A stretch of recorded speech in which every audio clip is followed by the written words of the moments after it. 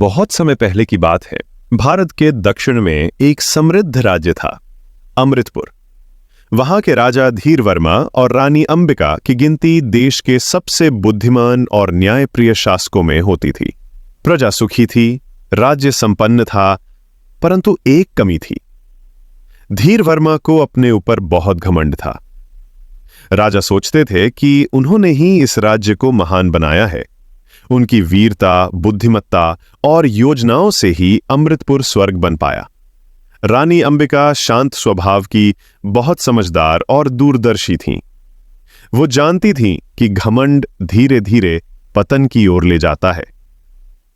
एक दिन उन्होंने राजा से कहा, प्रभु, एक दिन आईना हमें वो भी दिखाता है जो हम देखना नहीं चाहते। राजा हंसे, महारानी, मैं देश की सबसे बड़ी शक्ति हूं। आईना भी अगर कुछ दिखाए तो वही जो मैं चाहता हूं। रानी मुस्कुराकर चुप रहीं, पर मन में कुछ ठान लिया। कथा का आरंभ, राजा की परीक्षा। रानी अंबिका ने राज्य के मुख्यमंत्री, राजपुरोहित और सेनापति से गुप्त सलाह की। उन्होंने कहा, मैं राजा की परीक्षा लेना चाहती हूं। एक ऐसी योजना बनानी होगी जिसमें उन्हें स्वयं समझ आए कि शासन अकेले नहीं चलता। सभी सहमत हुए। योजना तैयार की गई। कुछ ही दिनों में राजा को संदेश मिला, सीमा पर विद्रोह शुरू हो गया है, सेनापति घायल है और सेना मदद के लिए बुला रही है। राजा तुरंत तैयार हुए। मैं स्वयं युद्ध के लिए जाऊंगा, मैं अकेला ही काफी हूं। उन्होंने अपने खास अंगरक्षक लिए और सीमा की ओर प्रस्थान किया। जैसे ही वे राज्य से कुछ मील दूर पहुंचे, रात के अंधेरे में उनके काफिले पर हमला हो गया। सभी अंगरक्षक घायल हो गए। राजा का घोड़ा भटक गया और वे एक अज्ञात जंगल में अकेले रह गए। जंगल का अनुभव, राजा का घमंड। अब घबरा गया। खाना नहीं, पानी नहीं, रास्ता नहीं। 3 दिन तक वो जंगल में भटकते रहे। घाव, भूख, कीचड़, सब कुछ सहना पड़ा। चौथे दिन वो बेहोश होकर एक झोपड़ी के सामने गिर पड़े। जब आंख खुली तो देखा एक महिला पानी पिला रही है। वो एक बूढ़ी ग्रामीण महिला थी। नाम था मल्ली। राजा को पहचान नहीं सकी। उसने कहा, तुम कोई रथवाले लगते हो, पर हालत तो मजदूर जैसी है, आराम करो। राजा ने पहली बार किसी आम ग्रामीण के सामने हाथ फैलाया।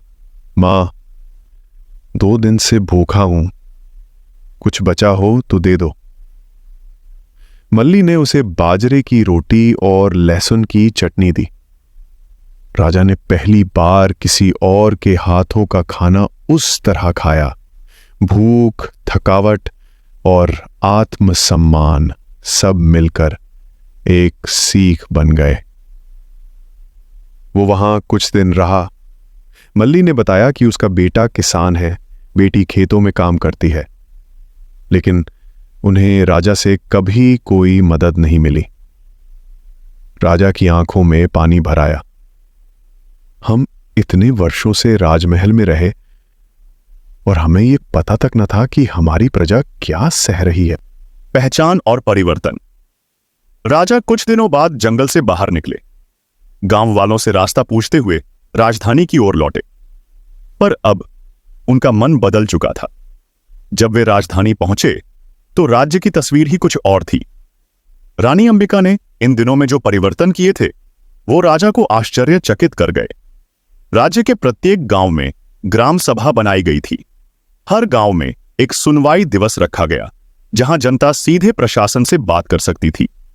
सेना और किसान एकता योजना चलाई गई जिसमें सेवानिवृत्त सैनिक गांवों में खेती और सुरक्षा का काम सिखाते थे। महिलाओं को ग्राम प्रमुख बनाने की मुहिम चलाई गई। राजा ने पूछा, यह सब किसने किया?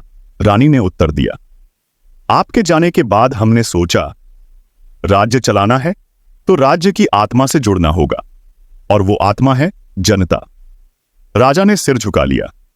मैंने सोचा था मैं अकेले सब कुछ हूं, लेकिन आज समझा कि एक राजा तब तक शक्तिशाली है जब तक वो प्रजा के साथ खड़ा है। राजा ने सिर झुका लिया। मैंने सोचा था मैं अकेले सब कुछ हूं, लेकिन आज समझा कि एक राजा तब तक शक्तिशाली है जब तक वो प्रजा के साथ खड़ा है। राज्य में नई शुरुआत। राजा ने दरबार में घोषणा की, मैंने अपने घमंड के कारण राज्य को अपनी ताकत का प्रतीक समझा, लेकिन सच्चाई यह है कि मेरी ताकत मेरी रानी, मंत्री, सैनिक, किसान और सबसे बढ़कर मेरी प्रजा है। आज से मैं केवल राजा नहीं, सेवक हूं। मैं इस राज्य का पहला सेवक बनकर काम करूंगा। राजा ने उन गांवों का दौरा शुरू किया जहां कभी उन्होंने कदम नहीं रखा था। उन्होंने मल्ली और उसके परिवार को सम्मानित किया और उन्हें राज परिषद का हिस्सा बनाया।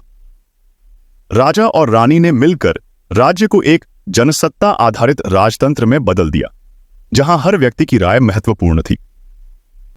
प्रेरणा का सार समय बीतता गया। अमृतपुर एक बार फिर से सबसे समृद्ध राज्य बन गया, लेकिन अब वहां सिर्फ धन नहीं था, बल्कि सम्मान, समता और संवेदना भी थी। राजा धीर वर्मा अब भी शासन करते थे, लेकिन पहले की तरह सिंहासन पर नहीं, वे जनता के साथ खेतों में, स्कूलों में और नगर परिषद में दिखते। रानी अंबिका को अब लोग मातृराज्य कहने लगे, क्योंकि उन्होंने राज्य को मां की तरह सहेजा। सीख, घमंड चाहे राजा का हो या सामान्य व्यक्ति का, एक दिन टूटता ही है। सच्चा नेतृत्व विनम्रता से आता है। राज्य, संगठन, परिवार, कोई भी व्यवस्था अकेले नहीं चलती। जब सबका साथ होता है तभी स्थायी विकास होता है। एक सच्चा साथी जैसे रानी अंबिका जीवन की दिशा बदल सकता है। वो न केवल राह दिखाता है, बल्कि डगमगाते पांव को थाम भी लेता है। प्रशासनिक शक्ति की असली परीक्षा संकट में होती है, तब निर्णय नहीं, दृष्टि काम आती है। उपसंहार, इस कथा को आज भी कई स्कूलों और नैतिक शिक्षा के सत्रों में पढ़ाया जाता है। रानी अंबिका को भारत की पहली जनलोक रानी कहा गया और राजा धीर वर्मा को प्रजा का राजा। यह कथा सिर्फ एक राजा की नहीं, हर उस व्यक्ति की है जो खुद को सर्वशक्तिमान समझता है, लेकिन एक दिन जीवन उसे झुकाकर सिखा देता है कि सच्चा बल सबके साथ में है और सच्चा सम्मान सेवा में है।